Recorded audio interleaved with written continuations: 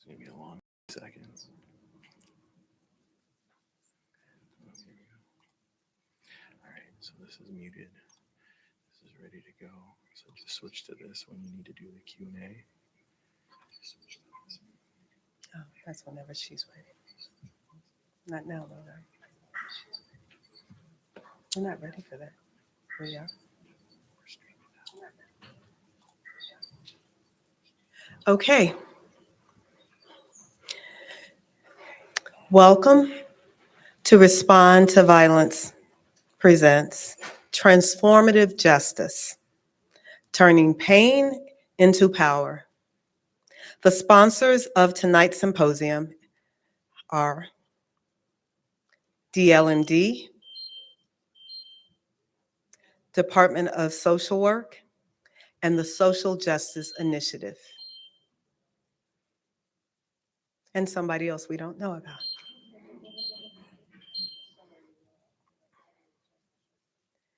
Again, Respond to Violence is the legacy of Professor Yvette Brown, who is in the Department of Communications and Media. We got permission when she retired that we would continue to do her work and have her legacy to live on through the service that we provide each and every day, as well as some type of forum yearly to talk about some form of violence that we want to interrupt and in a society we want to change. We welcome all guests in the room. Would you please take this moment to wave your hand if you are not a GSU student, staff, or faculty member? And just please stand just so we can see you and welcome you into our family. Please stand.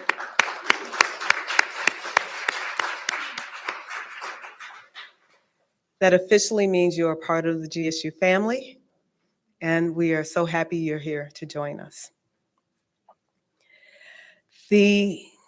Are there any alumni in the room? Okay, thank you. I'm going to ask Dr. Grumbach to join me to talk about social work and Social Work History Month in a second. The Social Justice Initiative here at Governor State University is brand new.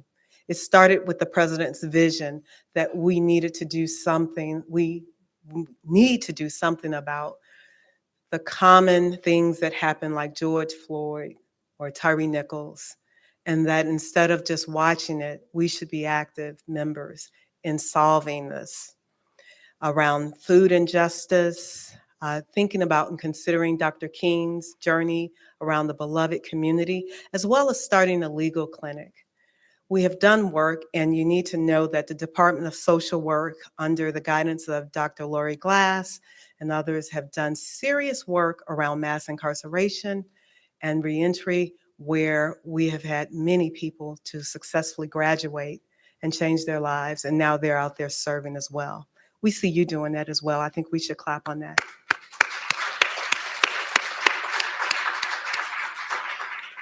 Now we're going to have Dr. Grumbach to come up.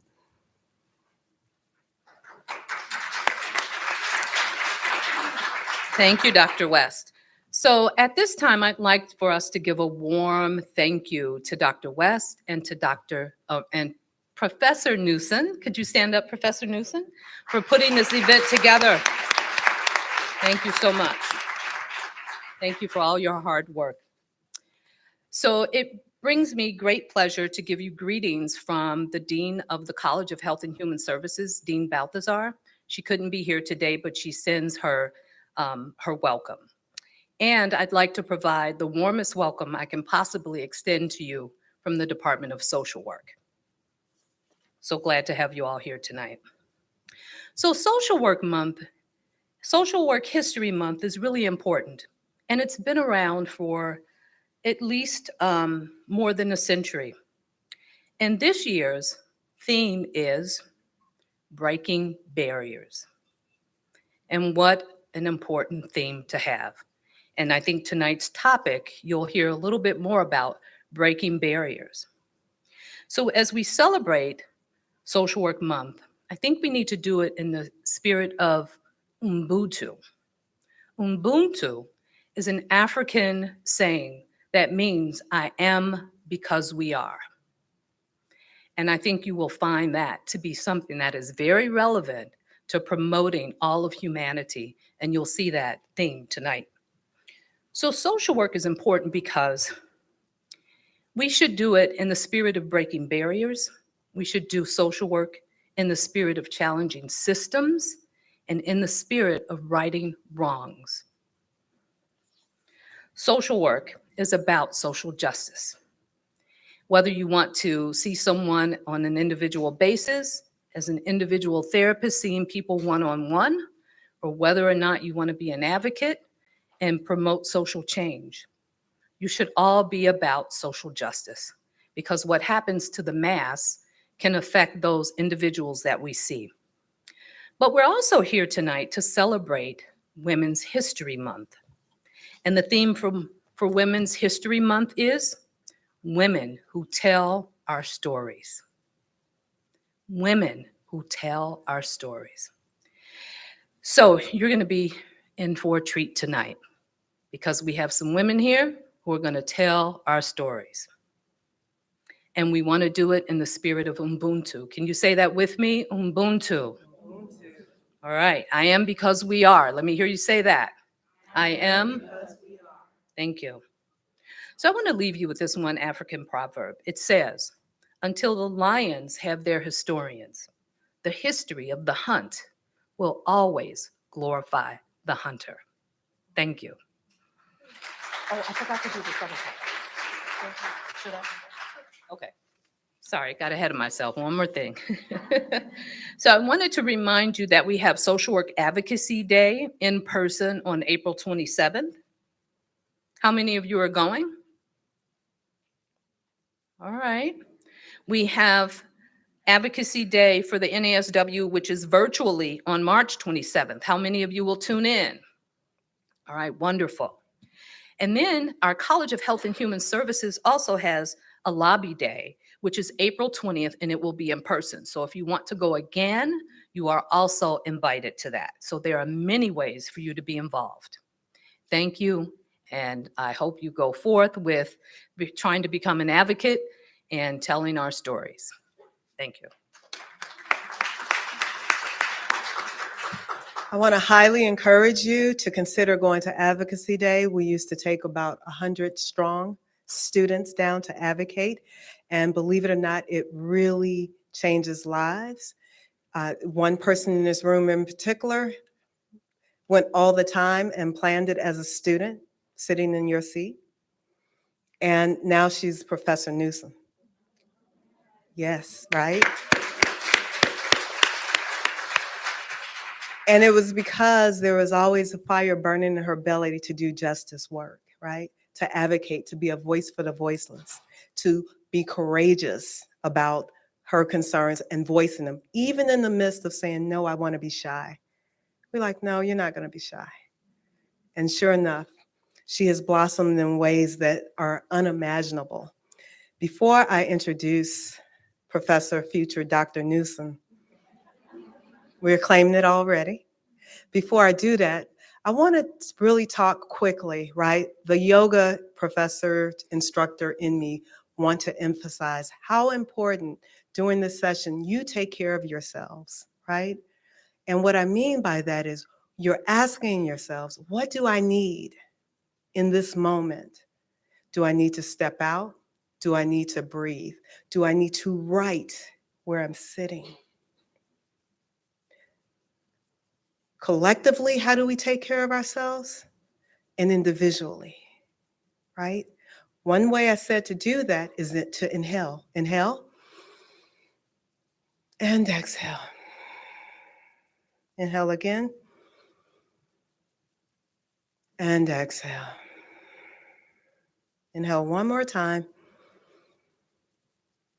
and exhale.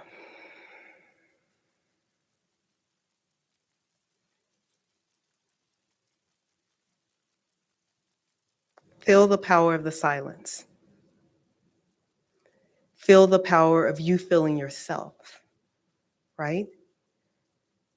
When you hear something that is getting into your body, right? Because trauma lives in the body, or when you hear someone else's experience that you have empathy for, breathe, inhale. If you need to step out, step out. I know I'm repeating myself, but I'm doing it on purpose because this work is not for punks. This is tough work, right? And it's courageous work, and we support each other. But we also know that sometimes our own work in doing this, but I can't even count the amount of years of social work service people have done in this room in acknowledging. I'm looking at Professor Lunda, Professor Renee, I'm calling them by our first name, Professor Anjali, because we're sisters in this work, right? Dr. Glass, who am I missing? I want to acknowledge the professors. Professor Vicky Coffey, where's Professor Kim Bowling Prom? Who did I miss? Professor Grumbach, who just left up here. But who? Okay, so I'm calling their names because they are ushering you through your profession, right? And it's through those professional relationships you will always maintain. All right, that said, take care of yourselves, do what you need to do. There are counselors in the room who are there if you need someone to talk to. Would you raise your hands? We're available. All right. Who did it? Yes. Thank you. Professor Sanders, Adele Sanders, right? She's always with us. So thank you for calling her name. In tradition, we believe when you call somebody's name, they're forever with us. So thank you for that. And thank you for advocating. Okay. All right. Leticia Newsome is an alumnus of Governor State University. She received her bachelor's degree in psychology with a concentration in mental health, as well as a master's in social work with a concentration of children and family services. University lecturer now, and she's also the BSW field coordinator. She's a strong advocate for social justice, and she has been on the NASW board since 2019. She is currently the president-elect, the newly president-elect as of July. That is for the state of Illinois, just in case you didn't understand that. For the entire state, she represents social workers. She serves as chair. She served as the chair of Diversity, Equity, and Inclusion. And under her leadership, she was very instrumental in a bill that was signed by Governor Pritzker recently, and I'm sure she's going to mention it. In addition, she did work with some amazing people in this room that I've been waiting to meet. But she worked on the Anjanette Young ordinance and the Treatment Not Trauma campaign. You'll hear about that tonight. And let's just welcome Leticia Newsome.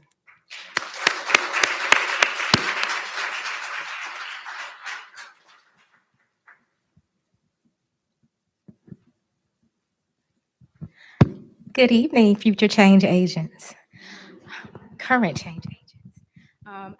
As Dr. West mentioned, my name is Professor Leticia Newsome.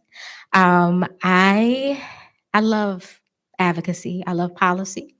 I love fighting for justice. And I am grateful that you all joined us on this evening. This was a labor of love, but it was also a labor in justice. Because our stories continue to need to be told, right? And so on this evening, I have the pleasure of introducing someone who's not only my social work colleague, but in our fight for justice, she's my friend, she's my family. We have traveled literally across the country together.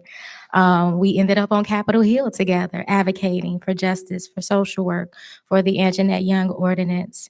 It has been an amazing journey, and the marathon continues. And so I want to share who Miss Young is to us. She's a licensed clinical social worker and graduate of Jane Addams School of Social Work at the University of Illinois, Chicago. She obtained her master's degree in clinical social work with a special interest in mental health with individuals and families. Anjanette's passion for people and her professional work is rooted in her DNA. Her grandmother was a civil rights activist who fought for justice and equity and marched with Dr. Martin Luther King Jr. She is devoted to do her part to carry on her family's legacy and raise the bar of accountability regarding social justice. In February of 2019, Anjanette's home was wrongly raided by the City of Chicago Police Department. And that event pushed Anjanette to be more active in social justice reform as she continues to fight for justice for herself and for other families who have also been impacted by the egregious acts of police culture. Anjanette continued her efforts to fight for justice and support others. And in 2021, she created the I Am Her Foundation. I Am Her is in honor of Breonna Taylor, as Anjanette experienced a very similar raid that ultimately ended the life of Breonna Taylor. We're grateful that her life was spared, and we're grateful that she chose not to allow this egregious act, this travesty, to keep her silent. Her bravery, her strength, her courage to fight. We honor her and we thank her as we welcome her to this stage, Miss Anjanette Young.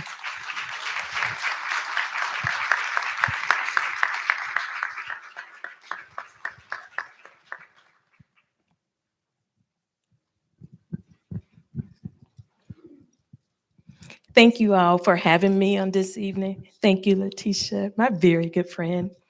She talks about us being together on Capitol Hill. We had so much fun in DC, and it was all for a great cause. And the cause that we're here tonight to continue to elevate, to uplift the wrong things that we're seeing here in the city of Chicago, across the state of Illinois, and across our country. So I'm excited to be here with you guys tonight. And actually, I've been here all day. I am falling in love with GSU. How about that? Had an opportunity to do a lecture series with the social work students at 12 noon today, and it was absolutely amazing. I thoroughly enjoy being in front of the students and sharing and talking about what social work is and what social work can be.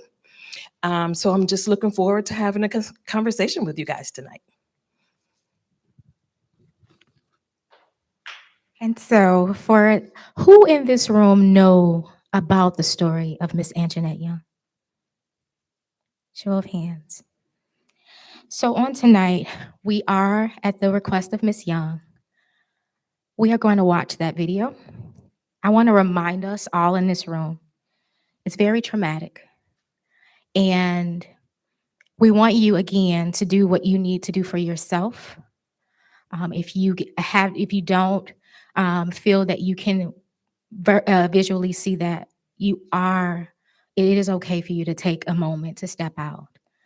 We absolutely understand that. This particular clip,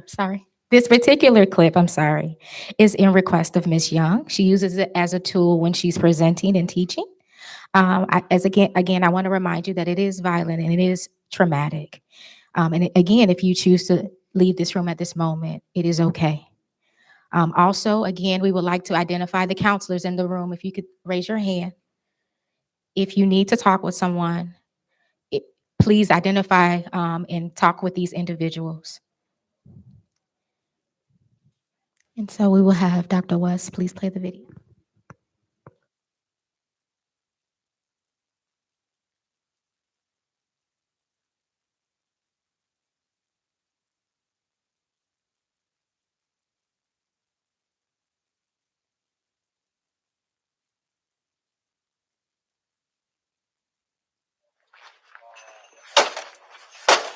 Go, go, go, go, go. Police forward! Police forward! Go, go, go, go! Police forward! Go, go, go, move, move! Yeah, yeah, back him, back him, back him, back him, go, go, go!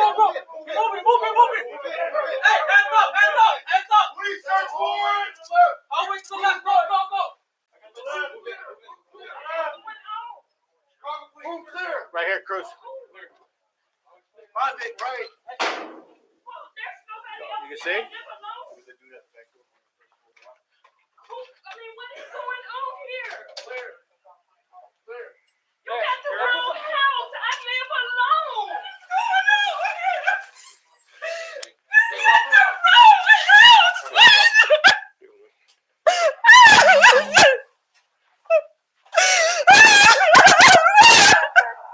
Why do you have me handcuffed? There's nobody here. You're being detained. You're executing a search warrant on your residence, okay? I am the sergeant here. I'm going to explain everything to you in a second, okay? Are we all secure? Ain't nobody else here. I live by myself. Okay.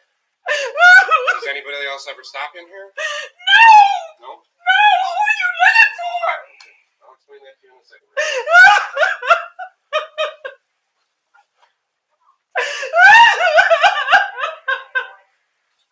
Are we good back there? You got the wrong house. Okay, relax, man.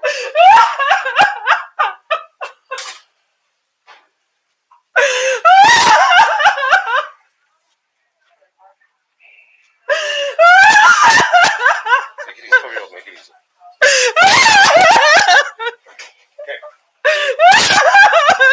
Check, just right here. Just move that over so we can get the pre-photos done. Is this your bag? Everything in here is fine. I live by myself.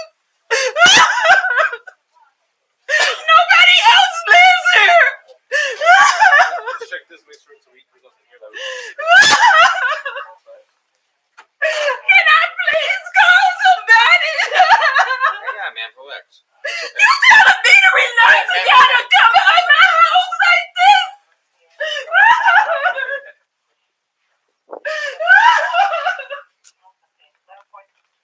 Please let me call somebody. We'll let you You need to tell me what you're looking for. What are you looking for? Get the paperwork for you, okay? Where's the paperwork? Sergeant's getting it. Hey, guys, hey, move this young lady over. We're gonna take a picture. Wait a minute, what are you wait, oh my God, no, I have to call somebody. This is not right.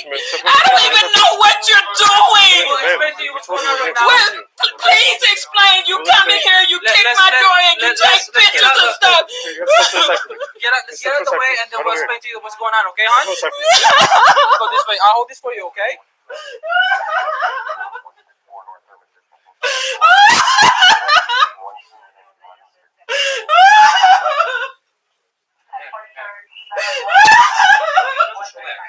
How can I relax when this is going on?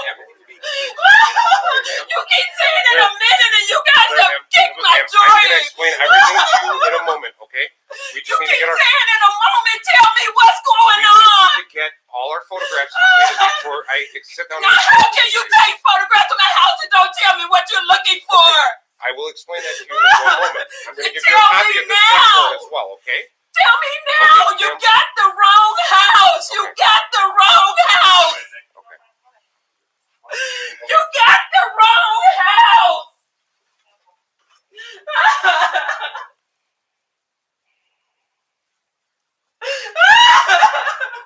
There's no one else who lives No, in this apartment? no one else You have lives children? here. Hey guys, I watch have out, a watch out. son One who second, one does second. not live here. What's your son's name? My son lives. Hey guys, everybody, this way. Let's get a photograph of this. And then we're going to move it into the place. Oh my God, this cannot be right. How is this legal? We received information that there was somebody here by the. I get what you're saying. All I'm saying is you got the wrong place. I understand you got information. You thought it was solid. You came and you did your job. But I'm telling you, you got the wrong place. Okay. Here's what I'm going to explain to you, okay? Okay, after looking around quickly, and we believe your story. We believe not your story, but what you're telling us, okay? Okay. What I'm going to go ahead and do is I'm going to do what's called a city claim notification for your door. Okay.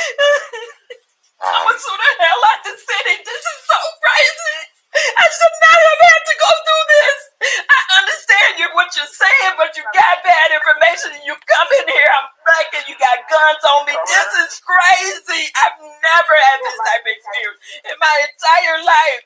And I get what you're saying, you're doing your job, but I'm telling you, you got the wrong place. This is so crazy.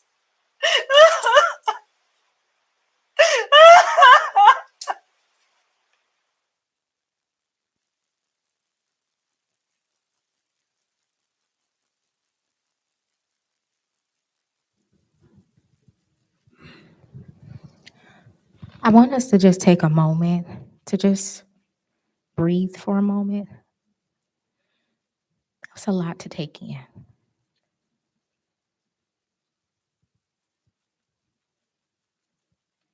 Take a deep breath in and release it.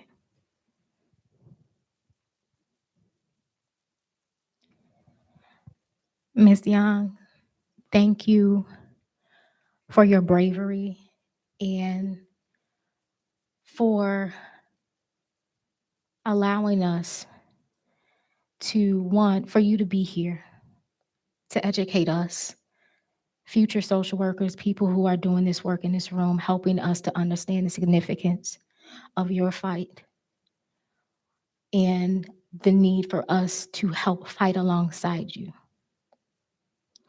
I need to ask you in this moment, how are you doing?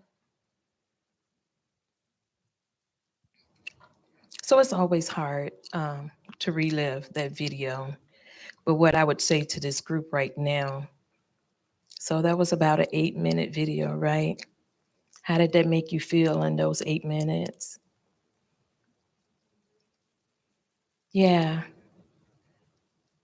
And it was a total of about 40 minutes for me. So take that 8-minute video and, and multiply that. That's what it was for me. There are many videos out at this point.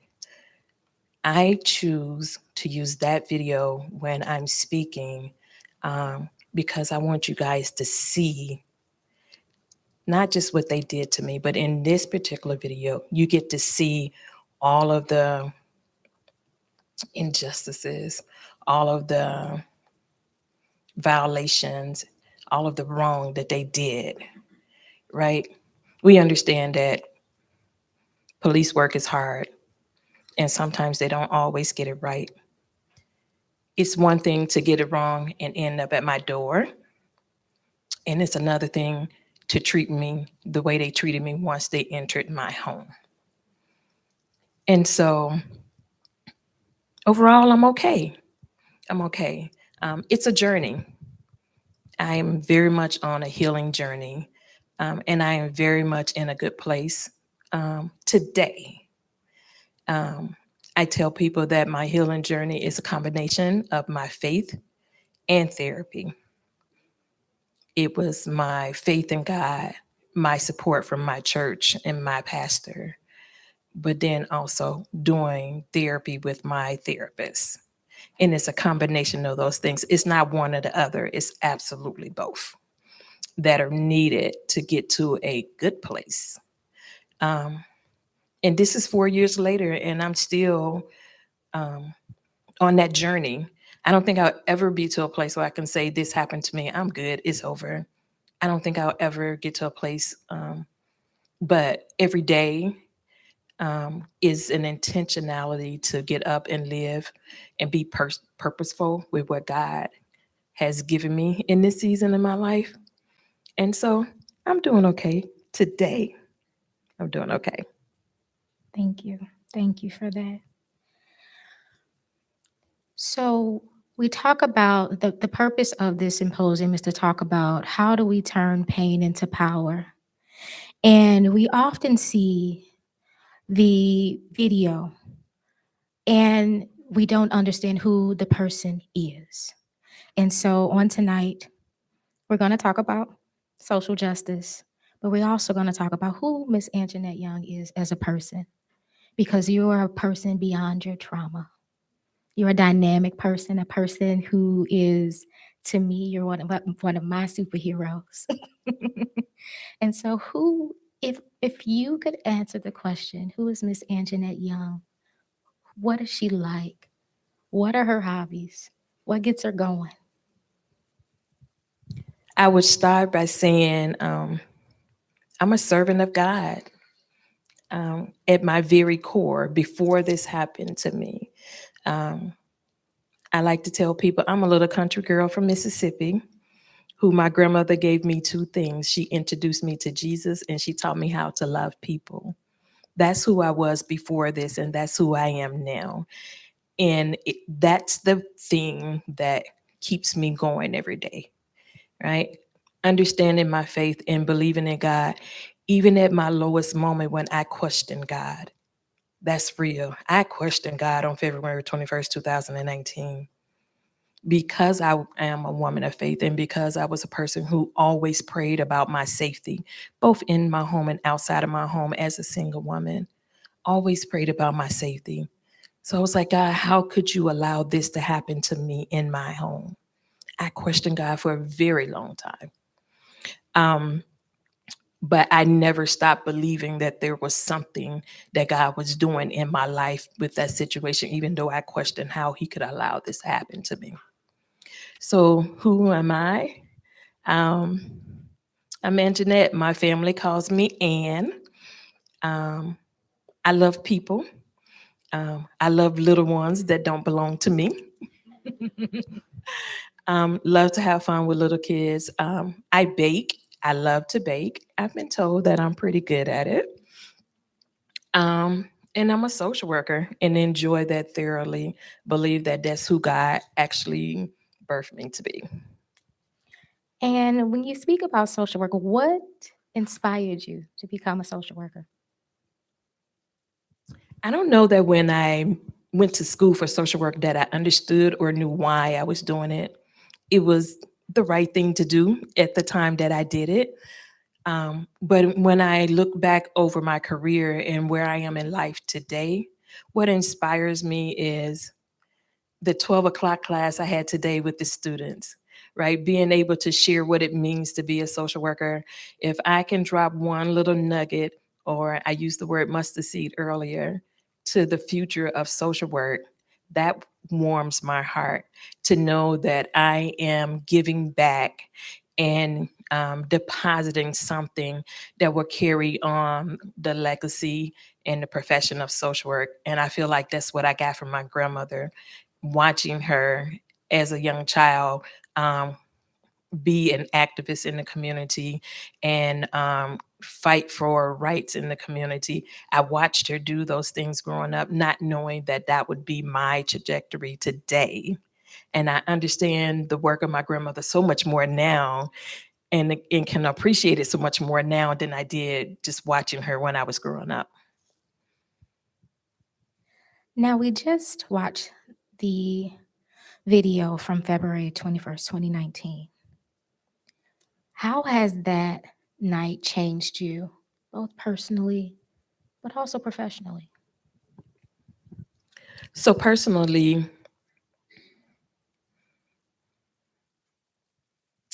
I would say a good way to say how did that change me, it made me more intentional about life, both in a good and a bad way.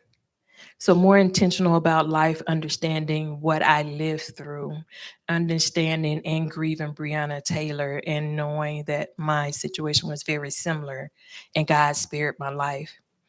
I mean, this happened, that situation happened on a Thursday night. That Friday morning, my pastor is telling me, Anjanette, God was with you that night. And I just be honest with you, God, I was like, Pastor, I'm not hearing that right now. Like, how could God allow this to happen to me? So that Friday morning, I was not hearing that God was with me that night. I know that now. And I do understand the purpose that I have along with that. So I'm intentional about living, but also that intentionality sometimes is not a good thing.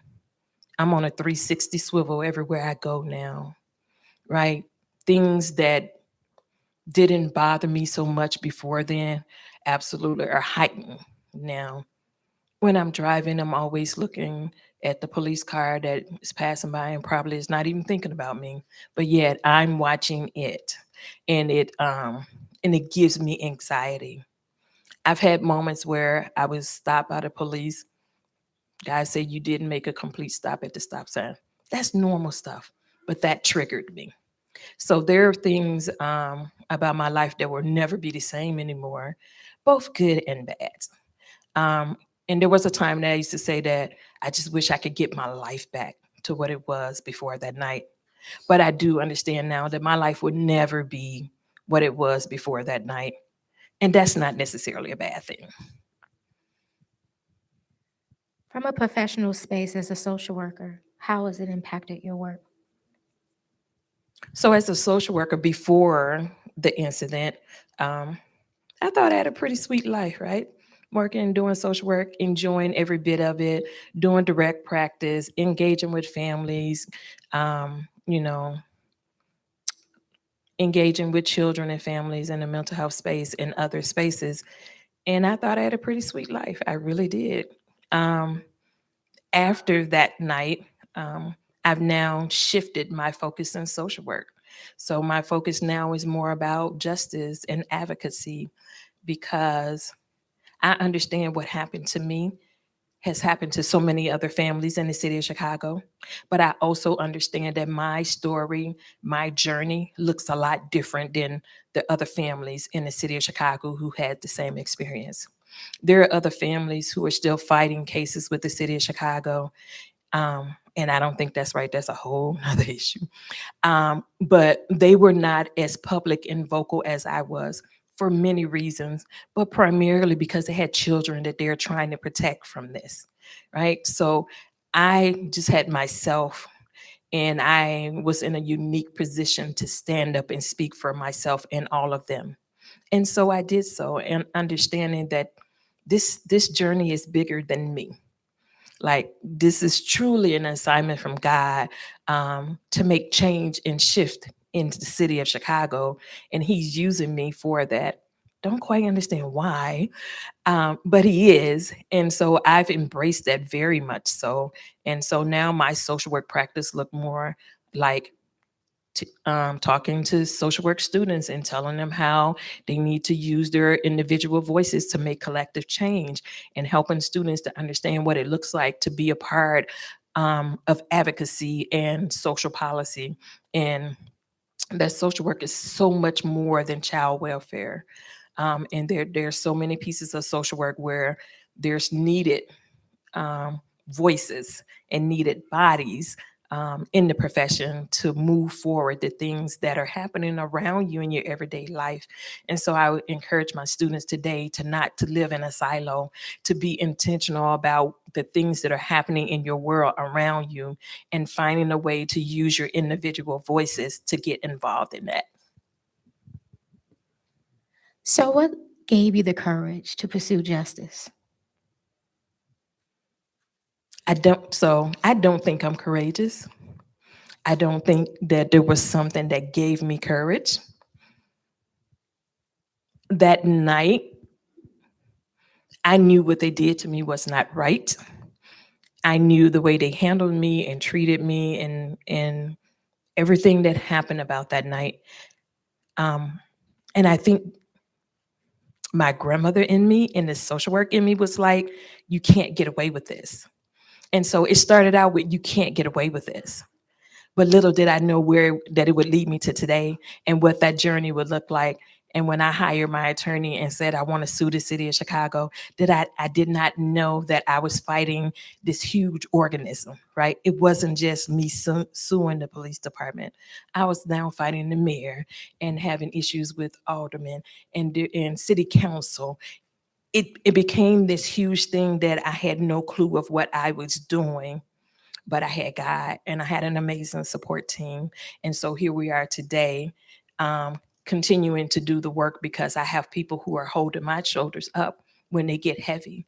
And when I want to give up, there are people who are pushing me and saying that you can do this. And when I have hard nights and I cry in my pillow, and let's be real, I still have nights that I cry in my pillow. That's real. That my faith tells me that I can continue this journey. And then I think about my ancestors and what my grandmother did, and Fannie Lou Haman, and Dr. King, and Rosa Parks. And I'm filling some huge shoes. But I know that if God gave this to me, then he'll carry me through it.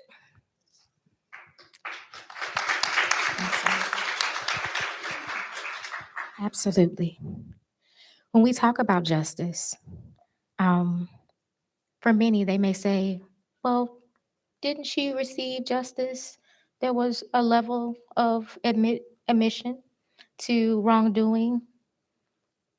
What do you say to that? What does justice look like in your eyes? So I can absolutely say we're nowhere near justice. Let's just be real about that. We're nowhere near that.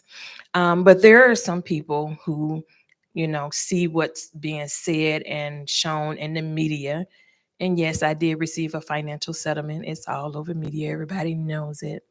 But anybody who has followed my story closely enough to pay attention to me and not the media, you will know that I never wanted the money. I never wanted the money. And even though now I have the money, there's no amount of money that will ever take that night away from me. And so when I hired my attorney, the first thing I said to him was, I want them all fired. And why did I say that? Because any other profession, if you go to work and you harm someone in the process of doing your job, you're going to get fired. As a social worker, if I harm a client, I'm going to get fired. And then I'm going to go before the ethics board and I very well could lose my license. That's just the way things work, right? So why is it different for police officers? And I didn't understand that. I didn't understand that it was different for police officers because I've never been a person that had any real connection to the criminal justice system. I did not understand that what I was asking for was viewed on the outside as like a joke, right? You want them fired? Haha, that's not going to happen. That's really what it was like. And of course, my attorney didn't say that to me, but he was very straightforward and saying, Anjanette, it doesn't work that way. And I was like, but it has to. And he said, but it doesn't work that way. And then he explained the process to me and what it would look like for me to move forward with suing the city. And he was clear in saying to me, when this is all said and done, you will probably get no admission from the city, and then they will offer you some dollar amount to make this go away. So that's where we started. But that was not good enough for me. And so we started this journey that way. But I made it very clear to my attorney, and because he's an amazing attorney, and if you don't know, Keenan Salter or Salter Law Firm is my attorney. He's an amazing attorney. But he was even a better friend to me. I would definitely say he's like a brother to me now. He cared for me in a way that I needed in that moment. He protected me in a way that I needed. And then he went to City Hall and he fought for me. And I think that deserves a round of applause.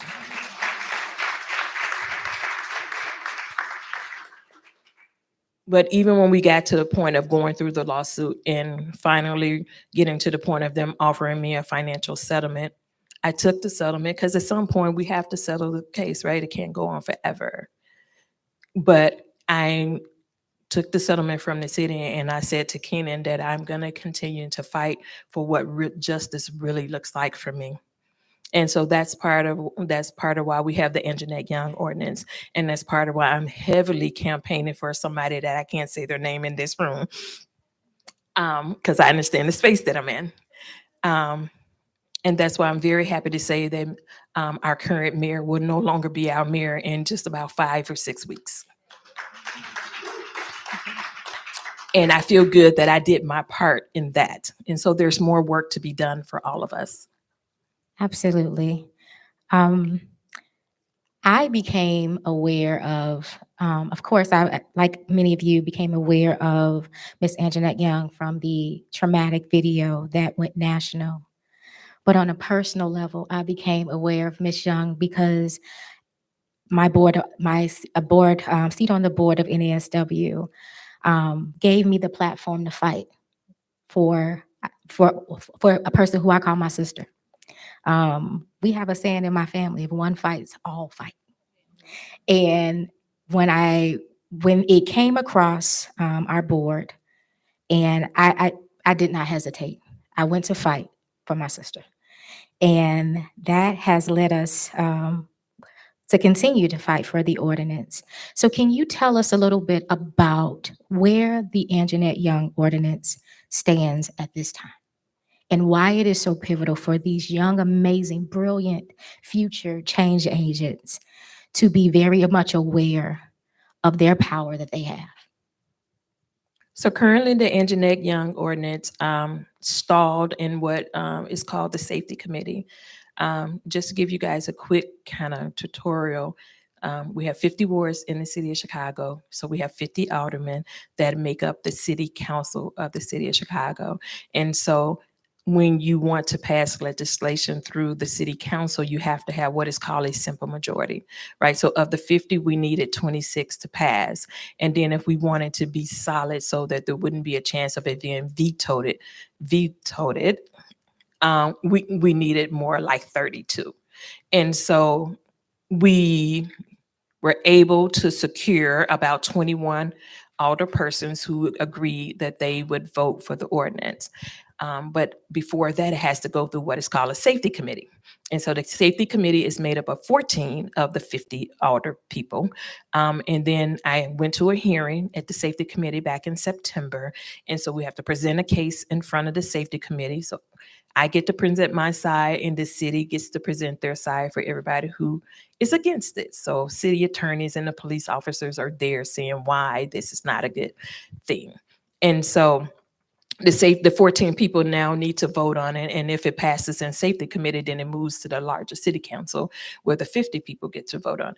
It did not pass in safety committee for a lot of reasons that will take much more time than we have tonight.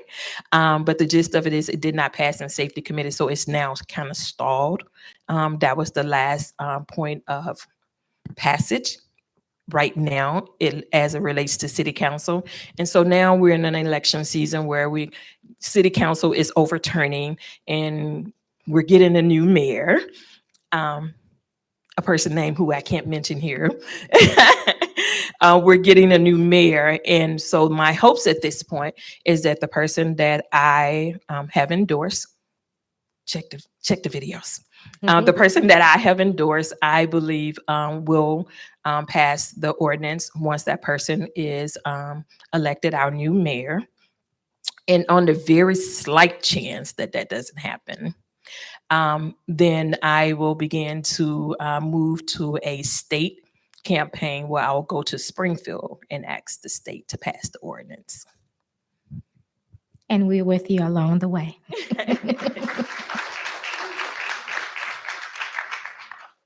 We are at a very pivotal place in our time. I often say I feel like the world fell apart so we can put it back together better. And so as we reimagine a transformed system, so I know we have more than social workers in this room. We have some criminal justice and psychology majors in this room. What does a transformed system look like, and where do we go from here? There's a lot of work to be done, and there's a lot of work to be undone. So for all of you who are familiar with the history of Chicago, Chicago didn't just get this way. It's been this way for a very long time. And we've had leadership that encouraged and allowed it to continue to be this way. And so transformation looked like getting new leaders in the right offices, and then start to dig out the root of the corruption that we currently actively live in. We need a culture change across the city of Chicago in different departments. So in the police department, in city council, in our community areas. And I believe that we are in a time and space now where that is happening. We're getting new leadership. We have new alder persons who are coming and taking seats, and the person that I believe should be the next mayor is willing to work with community. And it's going to take more than just us having a new leadership on the 5th floor of City Hall, right? That needs to trickle down into our communities. And then we literally need to have arms like an octopus, and we're pulling from every side of the city. So we have people on the west side that believe that we can work together, and people on the south side, and City Hall sitting in the middle. And if we all use our individual voices, we can bring about real change.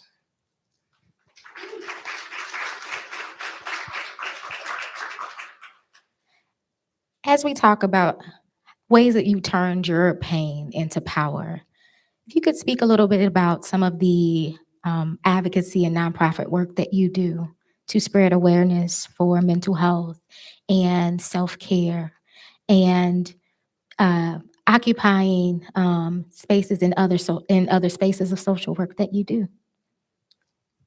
So before the raid, I was in the process of doing this, and I truly believe it was the one thing that kept me focused on what my purpose was. I founded my own consulting business called Cafe Social Work. And I was in the process of planning and had a date for March 16th for my lunch party to launch my business. And then the raid happens February 19th. And my lunch party is already scheduled for March 16th, right? So right in the midst of all of that, and there was a part of me that says, I can't let this interrupt what I was already planning to do. So I moved forward and I started my business. And so my business is Cafe Social Work Consulting.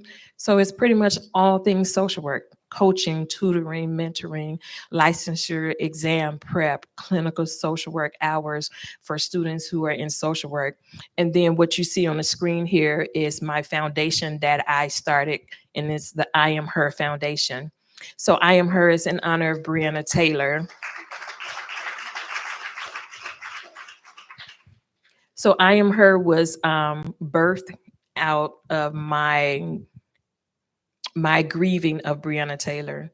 So when my situation happened in February, and because of the different ways that the city fought against us, nobody really heard about what had happened to Anjanette Young right here in Chicago. And then 13 months later, we have Breonna Taylor in March of 2020. And I grieved so hard for Breonna Taylor because I was like, that was me. And it wasn't until that moment of grieving through Breonna Taylor that I could see that God was with me that night. It was that shifted my thought of like, God was with me. And so I began to wear a t-shirt that had Breonna Taylor's face on it. And across the top of it, I put, I Am Her. And I wore that t-shirt with every interview that I did, because that's how much I connected with what had happened to her. And so that turned into me literally starting this foundation. And so it went from I Am Her to I'm speaking truth and living on purpose. And so a lot of the pictures that you'll see on social media and different things, I wear sweatshirt and hoodies that I have that says speaking my truth while living on purpose, I am her. And so that's my foundation. So what is I Am Her Foundation does? I Am Her Foundation is really a support network. It's a support network. So I want to support other women who are experiencing trauma, not just from the police department. It could be a traumatic incident that has happened at any part in your life. So it can be you have a diagnosis of cancer, and now that, going through that process now is a traumatic event for you. You are a survivor of domestic violence, sexual assault, inequities in the workplace. It's for all Black girls and women, not exclusive, but specifically because there is something to be said about a Black woman's journey and how we have suffered over the years and decades, and how we have been invisible, right? So much of that video I was invisible to them. You guys saw, right? They moved me here. They moved me there. They don't take pictures. They didn't respond to me when I said, please tell me what's going on. Calm down. We'll tell you in a minute. Get those pictures over there, right? They're moving me around like I'm just an invisible pawn, and they had a job to do. So much of that night made me feel invisible. And then the fight with the city and the mayor continue to make me feel invisible because of their dismissive ways of what happened to me. So now I Am Her is my opportunity to elevate what happened to me, to elevate other women, to elevate young girls to know that I see you. Yes, I am her. I am my sister's keeper. And there's work to be done to make sure that we continue to uplift and support our Black girls and our Black women. So I have a conference that's happening on March 18th. We have a QR code for the conference. Anyone that would like to participate in the conference, this conference is here in the city of Chicago. It is both in person and virtually. If you are not able to attend on the 18th, I would love for you guys to come. It's an empowerment conference. So this conference is all about having fun, uplifting our sisters, and then we're going to talk about mental health and what that looks like in our Black community and why it's important that we take care of ourselves.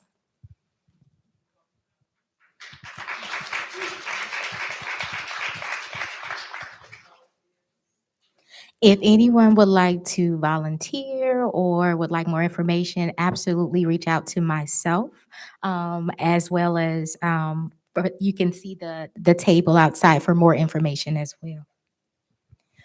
So I'd like to thank you for, it's very amazing that you're able to take something that was so hard and turn it into something so positive, but not only for yourself, but to bless other people. And so thank you so much for that, for your heart, right? The social work heart.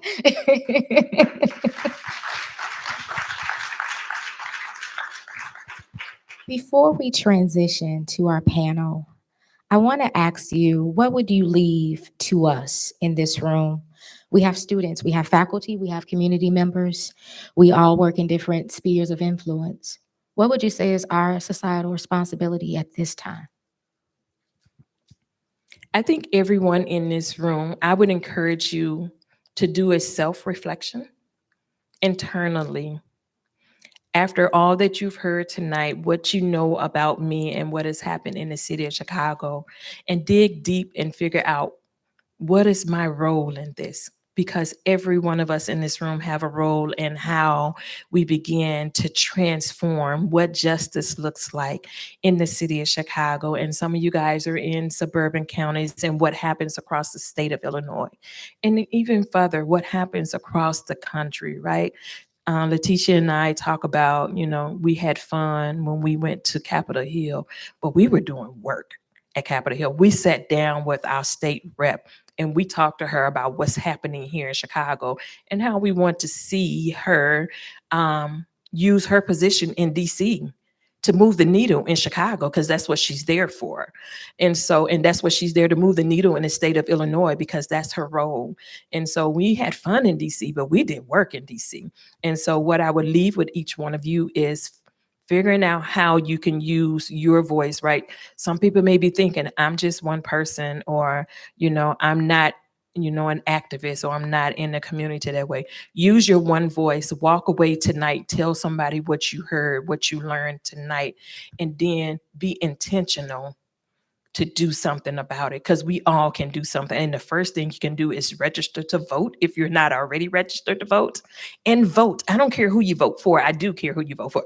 But I'm saying, whether you vote for the person that I think should be our next mayor in the city of Chicago, or even if you don't live in the city of Chicago, you need to vote in your local election. And I shared this with the students as well. Your local government informs and impacts your everyday life way more than any governor, any state rep, or the president. Your local people, your alderperson, your judges that we vote for in the local election, they inform and impact your everyday life. So please, please, please, I encourage you, if you are not a registered voter, please go out and register to vote, and then learn about what's happening in your community and use your one voice, your one vote to make real change.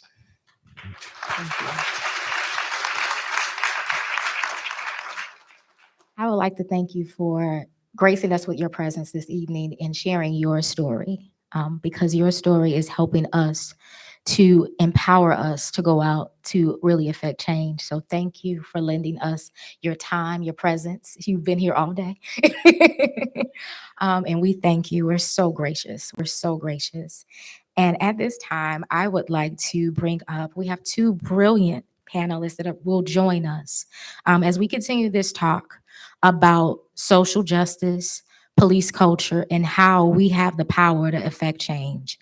And so I would like to bring up Arturo Carrillo and Vanessa Westley.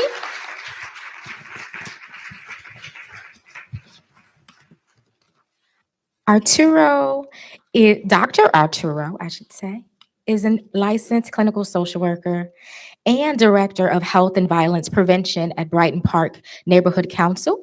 He co-leads the Collaborative for Community Wellness, a coalition that seeks to document the inequity of access to quality mental health services throughout low-income communities in Chicago, as well as advocates for the creation of citywide non-police crisis response programs grounded in an expanded, publicly operated mental health system in the city through the Treat It Not Trauma campaign. And I have Miss Vanessa Westley, who is a retired police officer of the Chicago Police Department after 30 years of service. Miss Westley is a community engagement strategist and restorative justice practitioner. She is a public participatory dialogue facilitator and trainer specializing in World Cafe, ProAction Cafe, and open space technology processes. Currently, Ms. Westley serves on the International World Cafe Steward Council. She also serves on the advisory committee of our social justice initiative here at Governor State University. Ms. Westley is also a restorative justice practitioner and national trainer specializing in law enforcement restorative practices and full school and community implementation of restorative justice practices. At the Chicago Police Department, Ms. Westley co-created and coordinated Bridging the Divide, a restorative policing strategy to authentically engage the community of youth and emerging adults while assigned to the Office of Restorative Justice Strategies. The goals of the process include fostering positive youth leadership for community safety and building the capacity of officers to practice restorative, trauma-informed policing. The process also invites the broader community to be a part of the relationship building and understanding the impact of trauma, particularly upon youth and emerging adults, and the solutions that restorative justice and its practices can offer. So if you would please give a round of applause for our panelists.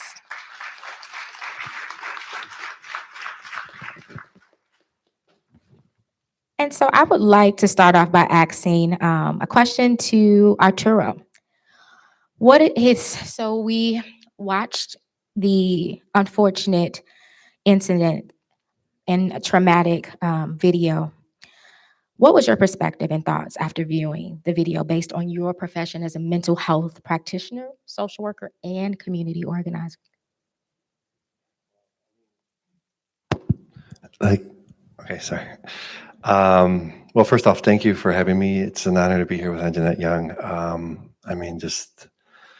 I can't imagine. That is everyone's worst nightmare. It's dehumanizing. It shows how these systems can not only are oppressive, but are designed in such a way to dehumanize people, are designed in such a way to not protect people. And so it makes me angry. This is not the first time I've seen this video. I've seen it multiple times, and every time I get the same visceral reaction of just how angry and how, I'm just in my feelings of anger right now. And so you could see I'm still there with that. But as a social worker, I've seen and I've been a part of people's healing, a part of people recovering from trauma. And so as a social worker, also, I believe deeply in social justice and the work that we need to do to transform these systems, to create the alternatives that we know are necessary for people in our communities. I'm a South Chicago boy, born and raised on the Southeast Side, child of Mexican immigrant parents. And, you know, throughout my life as a person, as a young person, you know, I saw the need in my community for myself, for my family to get that mental health support. But all I would see when you look around was police. That's all you would see. I'd go into social work school eventually in my career, and I was told, well, you know, Latinos, Mexicanos, they don't go to counseling services because of stigma. And I was like, well, that's interesting, because at my internship in Little Village, we have a 6-month wait list for services, the free services, and we cannot meet the demand. And then we opened up another mental health center on the west side in North Lawndale. Same thing. There was a wait list, right? And so eventually you start to have to ask the question, wait, is it that Latinos and Black folks don't go to counseling because of stigma, or is it because the systems aren't set up to provide the healing and supportive spaces that our communities need? And when you look at the city budget and you see that Rahm Emanuel and Mayor Daley before him close all those public mental health centers to save a few $1 million, while year after year, we're spending more and more on police per capita. It's tripled over the last 4 decades to a point that we're now at $1.9 billion. And that's not even accounting the police settlement lawsuits. That's not even accounting for police overtime, which takes us closer to $3 billion. I mean, this is why that video makes me so angry, because this is the face of the system that this city has created. And it's how our people are treated, right? I mean, with the absolute last disrespect and lack of dignity that Ms. Anjanette Young was offered that day, I mean, that's just like the tip of the iceberg that we see in our communities, right? So again, I see that video and it just shows me the face of this monster that constantly, you know, I wake up in the morning thinking about how are we going to change this? And so that's why it's also inspiring to be here, to see all the faces here, to think about all of you who are going to be part of this effort to change and find these reforms. And I'm really excited to be part of this conversation tonight. Thank you.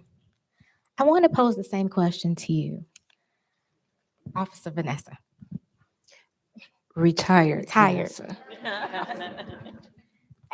a former CPD officer of 31 years and current restorative justice practitioner, what's your perspective and thoughts after watching the video?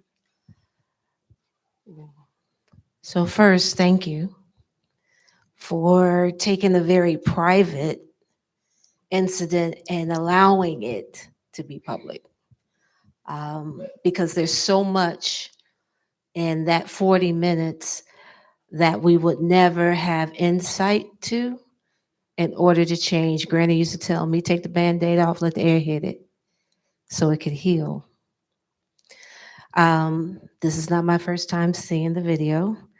I've seen the entire video in different spaces. And I wish I could stop or start at your front door and end at your front door, but it doesn't start and end there. And the reason, there are many. There's so much feeding into what, what's that word? Pinnacled at your door. So when I look at it, I have several hats. So if you all are looking and seeing all this stuff spinning upside my head, I have several hats. One as an educator in law enforcement, all kinds of red flags. As a healer, all kinds of red flags. As an African-American woman in law enforcement, all kinds of red flags. So there was a lot. Sitting there seeing it again allowed me to experience it again. But at this juncture, I guess after the 15th time seeing it, I had made decisions. Where can I be the change? Yeah. 30 years in law enforcement taught me clearly that I can either complain about it or do something about it. And my voice leans to do something about it. So re-educating is my first thought, not training. Let me be clear about that, because we about police trained out, y'all, just so that you know. And if it's not sinking in, it's just bouncing off. So it has to be an education for different practices. And that's a difference than just training. But in addition to that, you allowed us to see where our community needs to heal. So focusing on creating opportunities of safety to heal. Many, like you said, many people have gone through that with law enforcement, with their next door neighbors, right? And have nowhere to put it. You were able to eloquently articulate your experience. We have many community members who cannot, so they don't get this spotlight. So we have to be the one to usher them in. So all of that and about 90 million other things was going through my mind as I rewatched that video. Thank you for sharing that. I wanted to ask, what inspired you to become a police officer? You may tell the truth, right? Student loans. I came on the job in 1991. I left banking. I left banking to go into the Cook County jail system. I was there 6 years in maximum security. And the whole goal was, who's going to pay my tuition? Because y'all, I'm going to be honest, I had fun in school. Lots of it. My parents wasn't that happy. But needless to say, it was an opportunity of benefits. Law enforcement then became a career that I wasn't expecting. I was supposed to either be a psychologist or a veterinarian. But my mother said, you honorary enough, go ahead and do it. But it had some of the best benefits going, and I didn't need a degree to get it. And what lured me there was the fact that they were going to pay my tuition 100%. Yeah. However, I met my hard work. So everybody has a journey, right? Yeah, it started up one thing and ends up somewhere else. And so now that I'm here. And you took what you learned in terms of your hard work, right? You took that and you, what I call a pivot, a career pivot, and you turned that into restorative justice work. What inspired you to become a healer? And I'm still pivoting. This is a perpetual, I should be dizzy, spinning in circles. So as a police officer, you have one or two journeys. You're either going to be the badge or you're just going to carry it. And I'm so grateful for my ancestors, my mother, my family around me, who anchored me that I carried the badge. I didn't become the badge. But then, who I am showed up in that. And I carried it as how I policed. In the academy, they give us the business. And yeah, this is recorded. Oops. They give us the business about what you have to do. There is no preparation in 7 months for what I faced when I got out of the academy on the street. If they tried, they was cramming it in, but after a while you have to get out there. So I had some decisions to make as to what type of law enforcement person I was going to be. And for me, it was, I'm there when people need help. 911 always signal somebody needed help. So I was to be the one to bring the help, whether I knew how or not. And with that frame of mind, I had an opportunity to, I've done all that. I was on the other side of that door. I worked vice, I worked tech, I did all that. And then I had an opportunity to become a mother. And after I became a mother, the dynamic shifted. I'm not climbing through no more windows. However, it also allowed me to be there when nobody else can. Unfortunately, well, there might be in Illinois. I know they're working on it. There's not a 911 call for a social worker when it should be. I think yeah.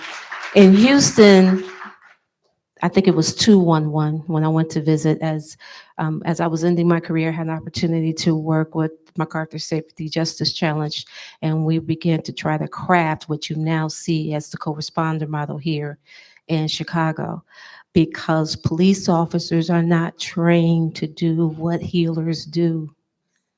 There's too much. The law books are stacked high. So what happened to me is that the need to solve the problem of the lack of communication between the community of youth and the people that are called to serve them required something different than would have been happening previously to 2014. Handcuffs is just not the answer to everything. And all the social ills that cause a person or pushes a person to any type of violent behavior is far beyond your average law enforcement training set. So we had to find ways to co-create and work with the community youth to create strategies for them to be safe and whole. That's a mouthful, and it did not come from the academy. But when that happened, we had to do things differently. And by the time I got to that type of work, police officers like myself was not trying to hear the voices of young people sagging and all of that. Y'all know the story. And young people were not trying to hear not only police officers, but adults, period, because we did not value their voice. We did not see them in their own independence. We did not see them their solutions. We were so busy trying to tell them what to do and try to help them to be who they are. So restorative justice, which is more than just mitigation of hurt, crime, or other, like most of it, it's about establishing community. We were able to use the principles of restorative justice and the practice of peace circle keeping to communicate. And we found out that we had more in common than we had different. And that began to shift the paradigm in policing for for our liaisons and officers who participated. And then young people started to see where they could actually get help, not from all of us, but the ones that they could. So restorative justice, the philosophy and those practices sent me down a rabbit hole that I haven't recovered from. And quite frankly, I'm not going to recover from it, because I believe in the connectivity and in community that allows us to be everything we need to be for one another. And that's how we heal. Thank you for sharing that. I want to pivot in to Arturo and ask you a similar question. What inspired you to become a social worker? Yeah. As well as a community organizer and activist. Thank you. Well, my mother, I'd say first off, as most of us, we have strong women in our lives that teach us what's right, teach us to stand up for people who need that support, to be there for others, to name what's wrong, right? To say, this isn't right. She didn't have the tools to know what organizing was at the time, but I remember she would kind of go on her crusades. How little Spanish-speaking boys and girls in school were told they couldn't speak Spanish, while the children at the lab school where she worked in the cafeteria were taught multiple languages. One of those early crusades I remember her doing. And then I grew up, right, and I started seeing and started questioning things, and there was a lot of questions she couldn't answer, right? Like, why is the world so unjust? Why is it that we have so many police in our neighborhood, and what is there for us to do when we want to learn music? There's no music program in our community, right? As I grew up and I ventured off in the world, I saw how the rest of the world was, right? I left Chicago, studied both in U of I, Champaign-Urbana, so I saw kind of how the rest of the world lived outside of Chicago. I traveled to Europe, I saw kind of how people lived out there, and then I came back home and it was still the same community I left, all those years. And I came back to Chicago when I was studying my MSW at UIC.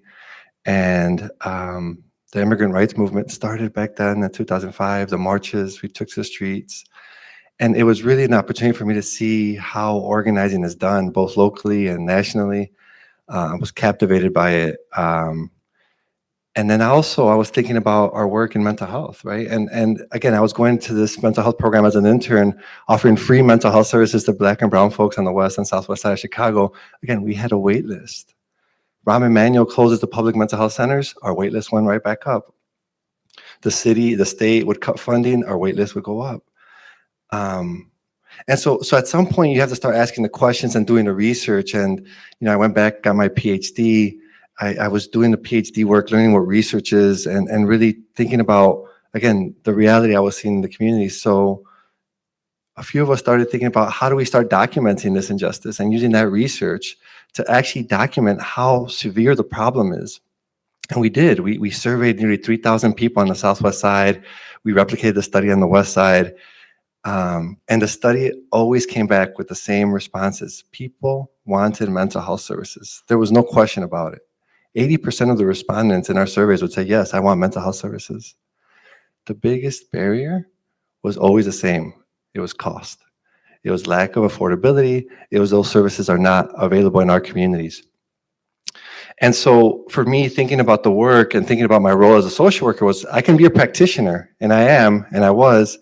And then we were dealing with that year-long wait list, I'd hire more staff, our wait list would stay the same because we just got more referrals. And then I shifted my thinking and started thinking as an organizer, what if the system itself is broken? What if I can't hire enough people? What if philanthropy isn't the answer? Right? Because what does philanthropy do, right? Philanthropy funds nonprofits to do the work, but then what happens, right? Nonprofit gangbanging happens, right? It's one nonprofit trying to seek the same funding that the other nonprofit is, and now we're cutting up turf to see who gets the money for $30,000 to do a small mental health pilot program. And once again, we spend nearly $3 billion on police. Rahm Emanuel was seeking to cut $2 million from the city's Department of Public Health budget in closing those 7 public mental health centers. At some point, this is no longer about how do we put Band-Aids on solutions, on the problem, but how do we look at transformative solutions? So we started thinking, we started campaigning, we started going to City Hall with that same research that we did with community. We went to City Hall with that report and we looked at every one of those aldermen in the face, those very same people who closed those public mental health centers, and we said, you need to do something about it. We looked at the candidates who were running for mayor at the time. Candidate Lightfoot promised $25 million to reopen the public mental health centers. Got her on tape doing it. She said she would. She received the first federal relief, about $400 million. Full discretion from the alderman gave her full power to invest it in anything she wanted. Instead of reopening the public mental health centers, she used $260 million to pay for police overtime for wellness checks. $260 million went to cover police overtime. Now, I think for all of us in the room, just a show of hands, how many social workers or soon-to-be social workers in the room? How many of you are on the job market right now? Show of hands, a few of you. How many of you are looking for jobs right now that are offering a salary of about 40 grand? Right? That's kind of what the job market is right now for social workers. At some point you start thinking that the systems are failing us because they're designed to be this way, because we rather have philanthropy and nonprofits in the private sector tend to mental health needs instead of creating institutions that can care for people. And we'll talk about the treatment trauma campaign in a minute, but at some point, I think for us as professionals, we have to start thinking about also, how are we given the opportunities that people who want their student loans paid, just like you did, and I understand that, we all have student loans. Why can't social work be seen at the same level as police officers? Why can't we receive the $80,000 a year salary, full benefits, and a pension? Well, the reason we can't, I'll just cut to the chase, because the city chooses to employ 14,000 police officers and only 20 therapists. That's a political decision. That's why we organize. That's why we say the failures that we're seeing in community to access mental health is not by accident, it's by design. And I'll just wrap up by saying, when we did the research, we actually mapped out where every therapist was in the city of Chicago. You want to know where they all are? The north side, the Loop area. There's an average of 4.5 therapists per 1,000 individuals in the most affluent neighborhoods.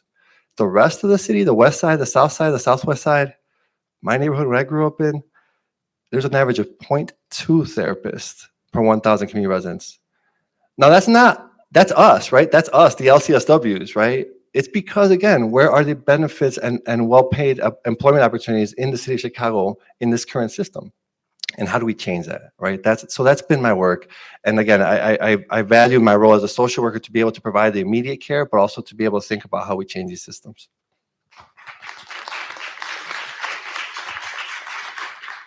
You spoke about treatment, not trauma. You was talking about some of that work. If you could briefly share with us, what is the Treatment, Not Trauma campaign? Sure, yeah. At some point, we realized this mayor absolutely was not going to reopen the public mental health centers. We just realized, and you know the feeling, right? If we can't work with her, we'll work around her. And what we realized was, she was law enforcement first, which is unfortunately the reality of most mayors or most people in political power. Right? They think police keep us safe. I mean, we're by far the most police city in the country. If policing would keep us safe, our neighborhoods would be the safest in the world. I mean, we spend more for police in some of our cities than other countries spend on their militaries. I mean, it's that jarring.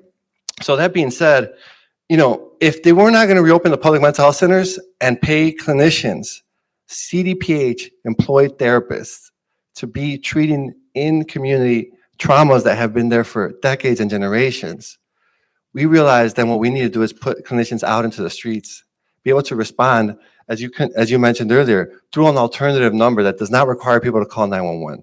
Right? This is part of the system that we've created in which now we have Cook County Jail be the biggest mental health provider in the country by design. We incarcerate people because they have social needs. Don't take my word for it. Go on the website. Sheriff Tom Dart has a cost of what it costs to incarcerate people who were caught shoplifting baby formula. Like, it's on the website. Anyway, so we could talk about all the numerous examples of this broken system. But that being said, how do we envision the alternative? And what we decided to do with the Treatment Not Trauma campaign was to look at other models, like what was happening in Eugene, Oregon. So Eugene, Oregon, for three decades has been sending social workers with paramedics, no police officers. So about 20% of the 911 calls, a fifth of all the calls are going to this alternative. And look up the videos online, you'll see it. It's again, it's the opposite of what we saw happen with Anjanette Young. Whenever police show up, it's about dehumanizing individuals. They have the power to take your life, and they don't pay the price for their decisions. We pay the price for their decisions as taxpayers. We pay the police settlements. So what we saw was when you send a paramedic and a social worker, not only can you engage with people way before the crisis escalates, because you're giving people the option to get help sooner, and we've seen numerous examples in which mothers are watching their children spiral because they're off their meds, and they don't want to call 911. But then it gets that bad that they have to call 911. And we've all heard the headlines. Black men, Black women are killed because of that. And so what we said is we just need to remove police from the equation. We didn't think it was controversial. Well, the mayor took to the budget address to criticize the Treatment Not Trauma campaign and said that may work for rural, small town America, but not in Chicago. She took it upon herself to really lean in and talk about how bad of an idea this was. But well, as it turns out, the facts speak for themselves. And other cities started doing this. San Francisco, Portland, Albuquerque, Denver, New York City. Actually, New York City did something that was interesting, and I'll kind of bring it home with this, right? Because the idea that the city will say now, and this was Mayor Lightfoot's proposal at the same time that we introduced the treatment of trauma council order was that she introduced the co-responder model as the alternative as part of her police reform package. And so what she said was, well, for some reason, right, in her mind, right, Chicago's different than Eugene, Oregon, just kind of too savage, right? You can't have social workers and paramedics respond because, again, there's too much of a threat of violence. It was interesting, right? Because she was saying that at the same time, New York City was starting a pilot. They were trying to do this experiment where they're going to run a co-responder model along with a non-police crisis respond model. So they were going to do both at the same time. I wish I could show the video, but there's video of this co-responder model where the woman calls 911 and says, my son is having a Latina woman having a mental health crisis. Please send the paramedics. I do not want the police officers. I want the paramedics to show up. Guess who showed up?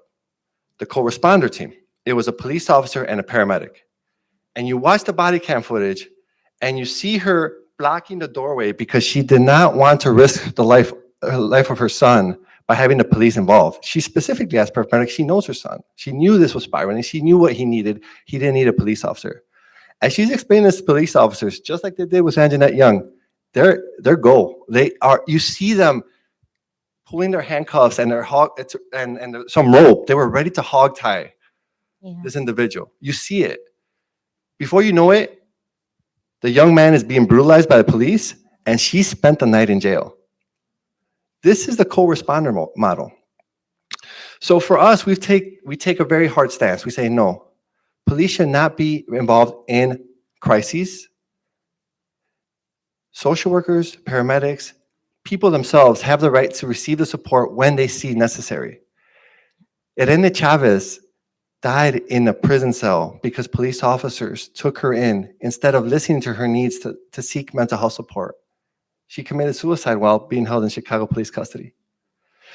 We brutalize people in this current system.